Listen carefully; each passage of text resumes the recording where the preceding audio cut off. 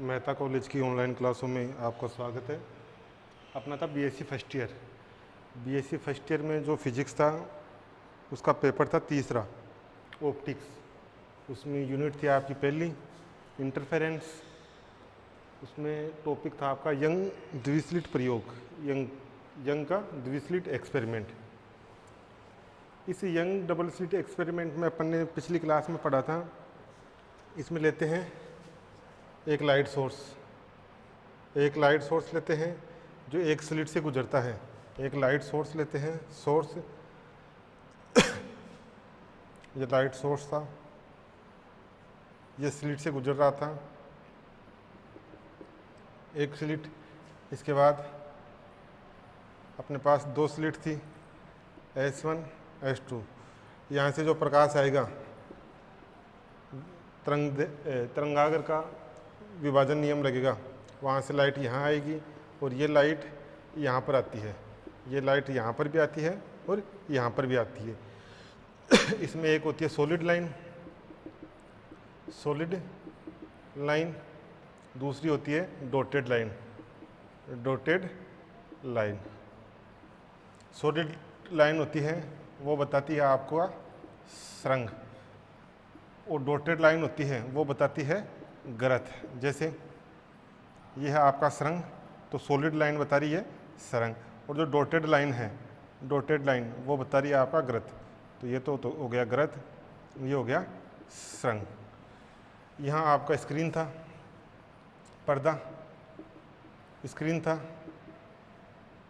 अभी यहाँ सरंग को क्रॉस करेगा, ग्रत को क्रॉस करेगा, सरंग ग्रत को क्रॉस करेगा, ग्रत सरंग को क्रॉस करेगा। मतलब 4 प्रकार के क्रॉस होते हैं इस वाले क्षेत्र में, 4 प्रकार के क्रॉस होते हैं।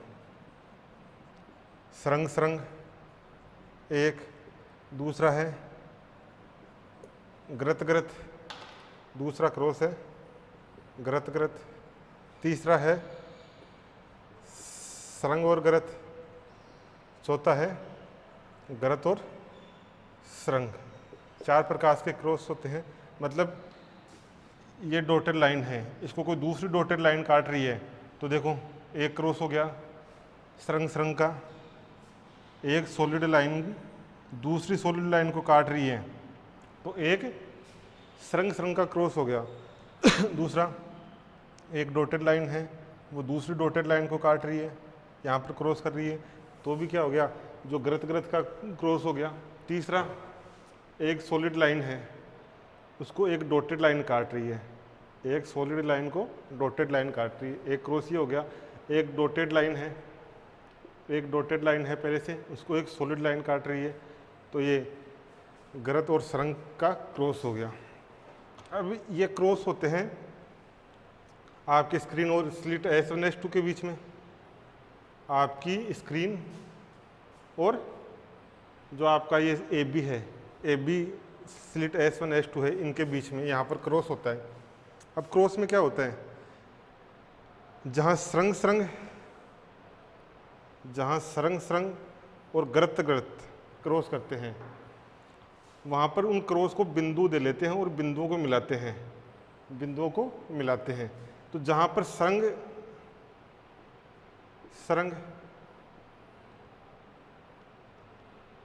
व गरत को काटने वाली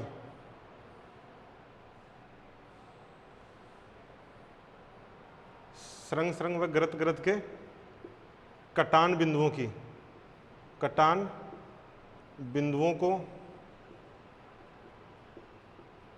मिलाने पर एक रेखा प्राप्त होती है। रेखा प्राप्त होती है। उस रेखा को क्या कहते हैं, वो रेखा कहलाती है called antinode, anti node line. जो कटान बिंदु है उनको मिलाते हैं तो एंटी नोड लाइन प्राप्त होती है, स्पंद लाइन, एंटी नोड लाइन प्राप्त होती है। अब जहाँ एंटी नोड लाइन बनती है वहाँ पर ब्राइट फ्रिंज बनती है, ब्राइट ब्राइट फ्रिंज, चमकीली फ्रिंज, चमकीली, चमकीली फ्रिंज, दीप्त, चमकीली, चमकीली कह दो, दीप्त कह दो, ब्राइट फ्रिंज। जहाँ एंटीनोड लाइन, जहाँ एंटीनोड लाइन पर्दे पर मिलती है वहाँ ब्राइट फ्रिंज बनती है। दूसरा है आपका सरंग्रत या ग्रत सरंग, इनका जो कटान बिंदु होगा उन कटान बिंदुओं को मिलाएंगे, उन कटान बिंदुओं को मिलाएंगे, किन किन कौन कौन से कटान बिंदु, सरंग्रत का कटान बिंदु, ग्रत सरंग का कटान बिंदु, उन बिंदुओं को मिलाएंगे तो एक लाइन प्राप्त होगी। उस लाइन को नोड लाइन कहेंगे, उस लाइन को नोड लाइन कहेंगे।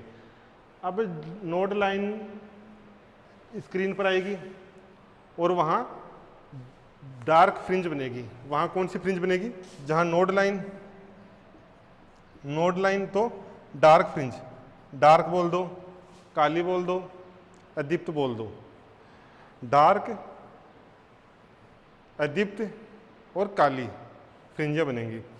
अब ये फ्रिंज अल्टरनेट क्रम में बनती है, जैसे एक नोड लाइन, एक नोड लाइन, दूसरी एंटीनोड, नोड एंटीनोड, तो अल्टरनेट क्रम में बनती है।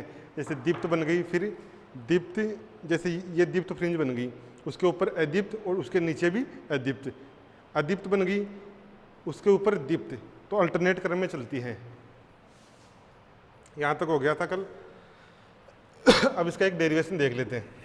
तो सबसे पहले तो डायग्राम बनाओ।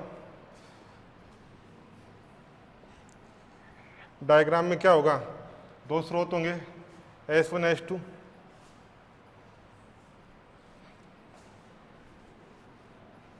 उनसे सेम या दो कला संबद्ध स्रोत मानेंगे उनको, क्योंकि एक ही स्रोत S से प्राप्त होंगे। तो ये वाला डायग्राम बना लो एक बार।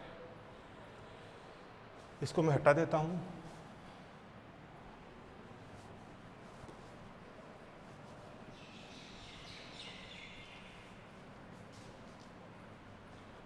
डायग्राम अच्छा बनाना बड़ा, क्योंकि सारी चीज़ें डायग्राम से ही चलेंगी अपने।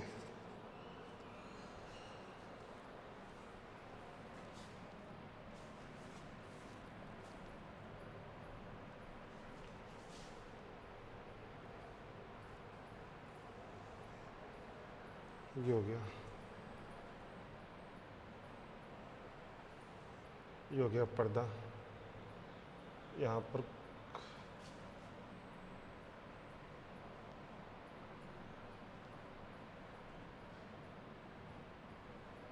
यहाँ पर कोई बिंदु है, P बिंदु,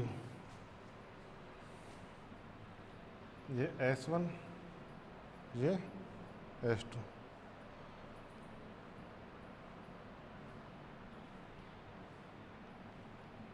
इनके बीच की दूरी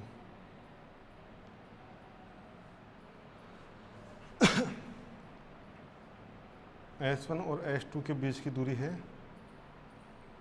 capital D, sorry small d। S1 S2 के बीच की दूरी है स्मॉल d। स्क्रीन या स्लिट, स्लिट और स्क्रीन, यहाँ नीचे लिख देता हूँ मैं। ये है आपकी स्लिट, स्लिट और ये स्क्रीन।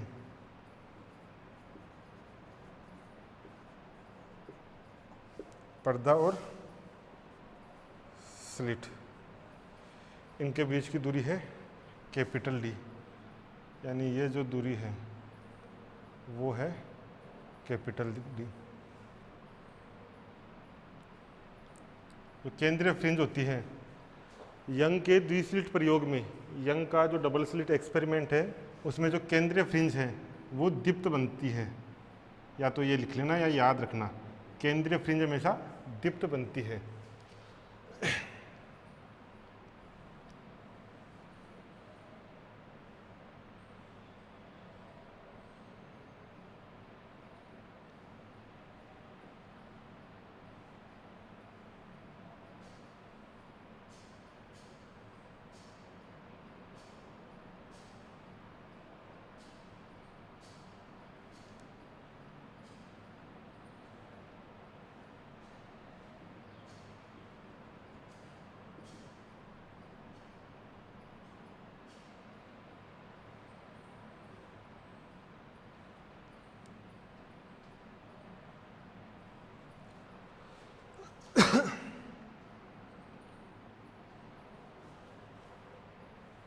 एक लाइन, एक तरंग है आपकी S1P, दूसरी तरंग है S2P, दूसरी तरंग है आपकी S2P।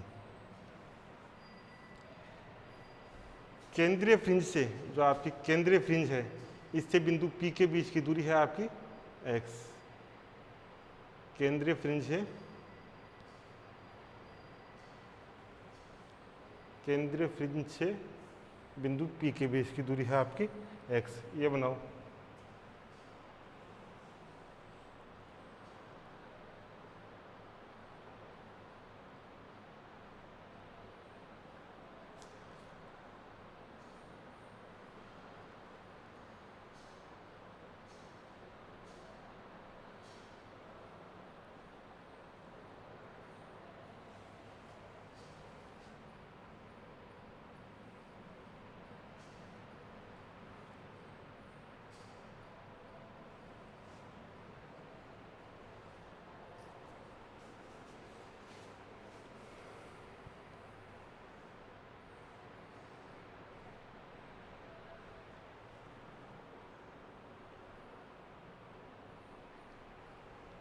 यहाँ देखो, यहाँ लिख लो। देखो इसमें पहले तो होता क्या है, सबसे पहले एक वर्णीय प्रकाश स्रोत S है, जो दिखाई दे रहा है S एक वर्णीय प्रकाश स्रोत है। मोनोक्रोमेटिक लाइट सोर्स या कोहेरेंट लाइट सोर्स, एक वर्णीय प्रकाश स्रोत S है। एक वर्णीय प्रकाश स्रोत S है। इससे प्रकाश की किरण आएगी, इससे प्रकाश की किरण इस स्लिट से गुजरती हुई यहाँ आएगी। इस स्लिट S1 व S2 से आएंगी। पहले S से एक ही प्रकाश है, वो S1 S2 से आ रहा है। अब S1 S2 से जो प्रकाश गुजरेगा वो एक ही प्रकाश स्रोत से प्राप्त होगा। मतलब यहाँ से जो प्रकाश आएगा, यहाँ से जो प्रकाश आएगा और S2 से जो प्रकाश आएगा वो एक ही प्रकाश स्रोत S से प्राप्त है। तो एक ही प्रकाश स्रोत से प्राप्त है तो आवर्ती समान, आवर्ती समान, आयाम लगभग समान, आयाम लगभग समान होगा। तीसरा क्या समान होगा, कलांतर समय के सापेक्ष नियत, कलांतर समय के सापेक्ष नियत। ये तीन चीज होगी, कलांतर समय के सापेक्ष नियत होगा, आयाम लगभग समान होगा और आवर्तकाल समान होगा। अब S1 और S2 से तरंगें चलती हैं, एक ही दिशा में जा रही हैं, ऊपर की तरफ P बिंदु की तरफ जा रही हैं। स्रोत S1 व S2 से तरंगें चलती हैं और चलती हुई बिंदु P पर या चलती हुई पर्दे के बिंदु P पर अध्यारोपित होते हैं। यहाँ पर अध्यारोपित होगी, सुपरपोज होगी, अध्यारोपित होगी। अध्यारोपित होगी तो क्या, तीव्रता या तो बढ़ेगी या तीव्रता घटेगी। तीव्रता बढ़ेगी या घटेगी, मतलब व्यतिकरण होगा। व्यतिकरण होगा तो इस व्यतिकरण में अपन को एक दो पथांतर निकालना है। ज़्यादा कौन सी चली, ज़्यादा दूरी किसने तय की, देखो S1 ने तो इतनी दूरी तय की S1P, और जो S2 स्रोत से चली थी उसने ये दूरी तय की S2P। लेकिन S2 ने ज़्यादा दूरी तय की, S2 ने ज़्यादा दूरी तय की है। ज़्यादा दूरी कितनी तय की है, S2 ने ज़्यादा दूरी तय की है। इस D को मैं यहाँ लिख देता हूँ। ज़्यादा दूरी कौन सी, ये बराबर है, इसे लंब डाला, पॉइंट S से इस लाइन पर S2P पर लंब डाला तो आगे की दूरी तो सेम है, लेकिन इतनी दूरी इसने S2P ने ज़्यादा तय की है। S2P ने ये दूरी तय की है, तो ये हो गया इसका पथांतर। एक तो ये दूरी पथांतर निकालेंगे, एक तो निकालेंगे पथांतर। दूसरा जो फ्रिंजें बनेंगी, उन फ्रिंजों की चौड़ाई दो प्रकार की बनेंगी, दीप्त फ्रिंजें और अदीप्त फ्रिंजें। तो दोनों प्रकार के फ्रिंजों की चौड़ाई तो इसमें लिखो, पहले तो इस डायग्राम के साथ ही लिख लो। S1 व S2 के बीच की दूरी है D। स्लिट व स्क्रीन के बीच की दूरी कैपिटल D। केंद्रीय फ्रिंज इसको मान लो, central fringe and point P के बीच की दूरी, पॉइंट P के बीच की दूरी x, उससे P की दूरी x, S1 S2 के बीच की दूरी स्मॉल d, स्लिट और स्क्रीन के बीच की दूरी कैपिटल D। इसमें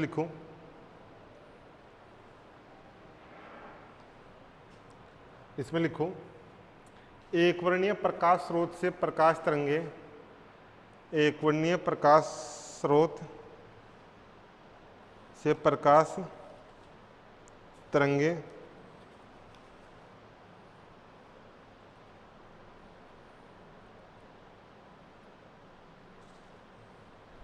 स्लिट के बिंदु S1 व S2 पर पहुंचती है। एक वर्णीय प्रकाश स्रोत S से उत्पन्न तरंगे, यहां लिख देता हूं,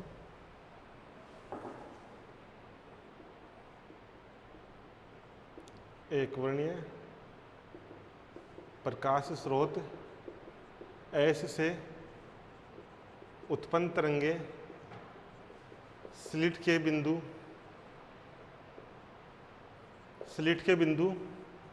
S1 व S2 पर पहुंचती है। एक वर्णीय प्रकाश स्रोत S1 से उत्पन्न तरंगे स्लिट के बिंदु S1 व S2 पर पहुंचती है।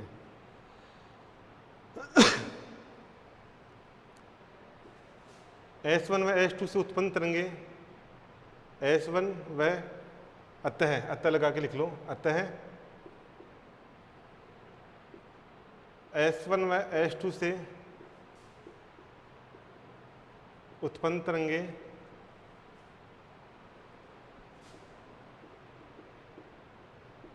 समान आवर्ती समान है तो तरंग दैर्घ्य भी समान होगा, समान तरंग दैर्घ्य,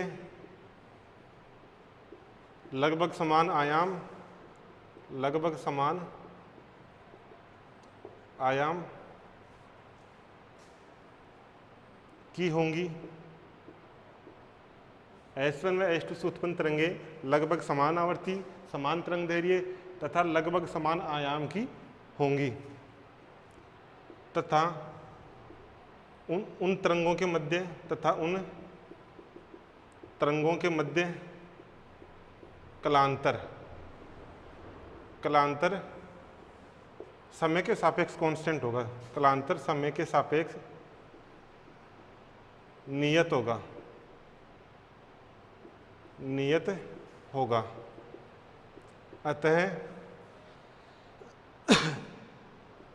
अतः प्रकाश स्रोत S1 व S2 एक कला संबद्ध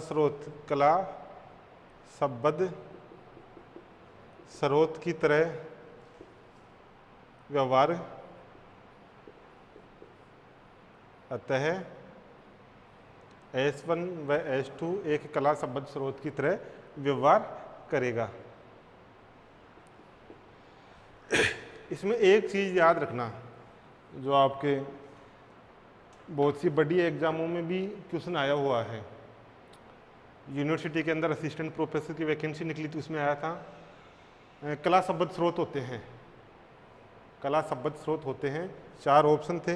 पहला ऑप्शन था आवर्ती समान आयाम समान, आवर्ती समान आयाम समान।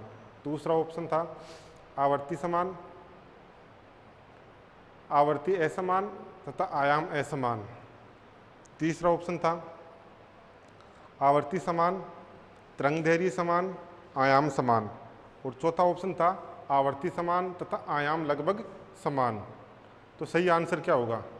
उसका सही आंसर था आवर्ती बिल्कुल समान होगी और आयाम लगभग समान होगा, लगभग समान होगा। तो एक तो समान आवर्ती लगभग समान आयाम, एक चीज़ तो ये याद रखनी है।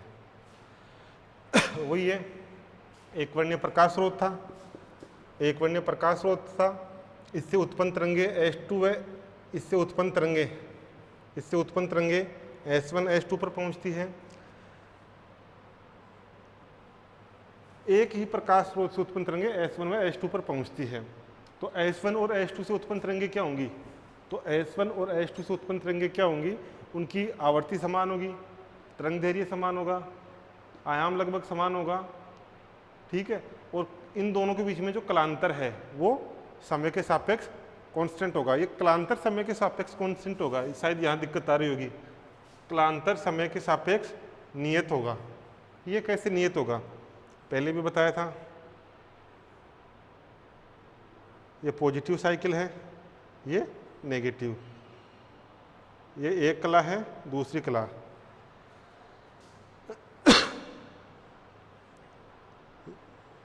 ये नेगेटिव साइकिल, ये पॉजिटिव साइकिल।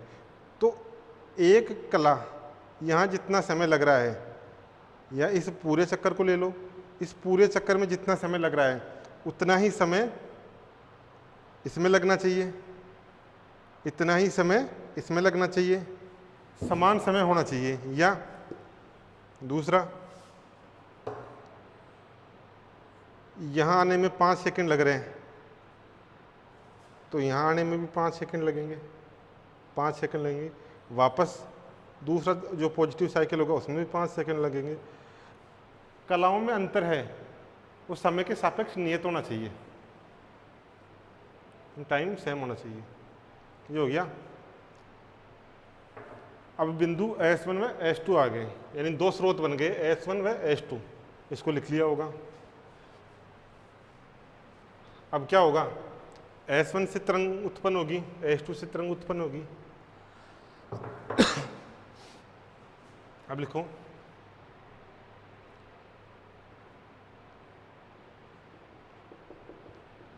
कला संबद्ध स्रोत S1 व S2 से उत्पन्न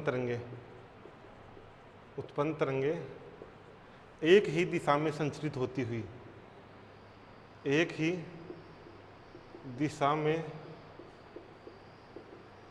संचरित होती हुई पर्दे के बिंदु, पर्दे या स्क्रीन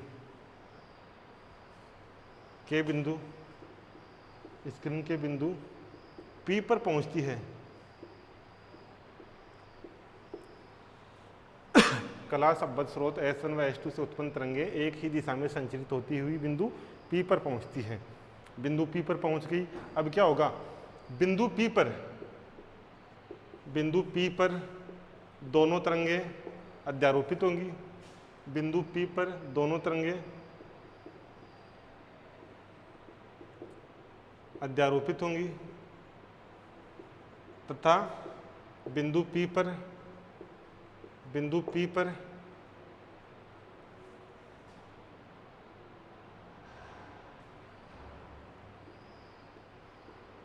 समपोषी या विनाशी व्यतिकरण प्राप्त होगा। बिंदु P पर क्या होगा? या तो समपोषी व्यतिकरण होगा या विनाशी व्यतिकरण होगा। तीव्रता ज़्यादा है तो समपोषी व्यतिकरण, तीव्रता कम है तो विनाशी व्यतिकरण। बिंदु P पर पहुंच गया। यहाँ लिख लो चित्र में, उपरोक्त चित्र में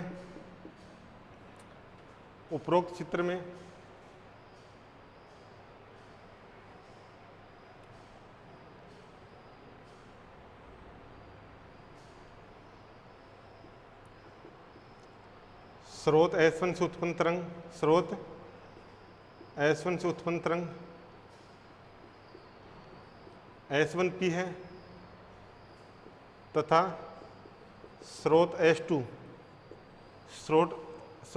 से उत्पन्न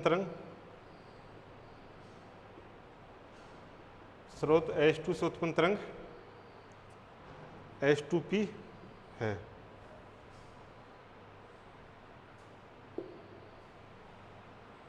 या इसको यूं भी कर सकते हो, S1 से उत्पन्न तरंग S1P दूरी तय करती है, ये लिख लेना, ये सही रहेगा। S1 P दूरी तय करती है तथा स्रोत H2 से उत्पन्न तरंगें H2P दूरी तय करती है।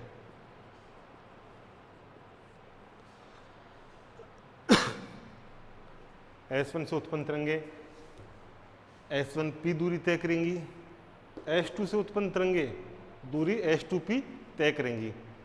इसमें लिखो दोनों स्रोतों के बीच की दूरी S1 व H2 के बीच की दूरी, लिखो दोनों स्रोतों के बीच की दूरी, दोनों स्रोतों के बीच की दूरी कितनी है? D1। प्रकाश स्रोतों S1 व H2 के बीच की दूरी D है। स्लिट व स्क्रीन के बीच की दूरी, स्लिट व स्क्रीन के बीच की दूरी, बीच की दूरी कैपिटल D है, कैपिटल D है तथा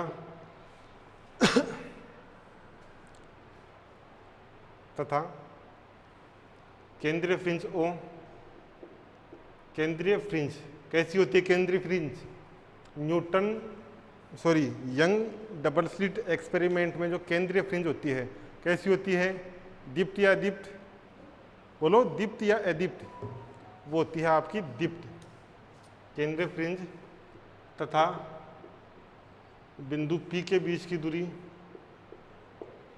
बीच की दूरी x है, बीच की दूरी x है। प्रकाश स्रोत S से, देखो प्रकाश स्रोत S1 से, ये प्रकाश स्रोत S1 है, यहाँ से क्या करेंगे?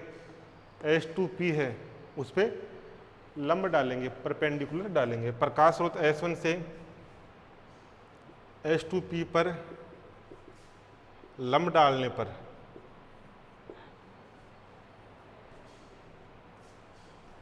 ये लंब डाल दिया, ये A मान लो, लंब डालने पर या लंब डालते हैं, लंब डालते हैं, लंब डाल दिया, तब अतः S1P व H2P के मध्य पथांतर, पथांतर को डेल से बताते हैं, पथांतर डेल होगा। अब पथांतर निकालेंगे, पथांतर डेल कितना होगा ये निकालेंगे। S1P H2P के बीच में पथांतर कितना होगा वो निकालेंगे। तो पथांतर कितना होगा? H2A, पथांतर कितना होगा? H2A। देखो सारे इसमें जो भी हैं, जितनी भी चीज़ों का पथांतर निकालेंगे इसी तरह निकालेंगे लगभग सबका। पथांतर को डेल से बताते हैं। पथांतर कौन सा है? H2A। अरे आगे की दूरी तो सेम है ना, ये दूरी तो एक्स्ट्रा तय की है। पथांतर H2A। H2A कैसे निकालेंगे? H2P माइनस S1P, इक्वेशन 1, ये हो गया। पथांतर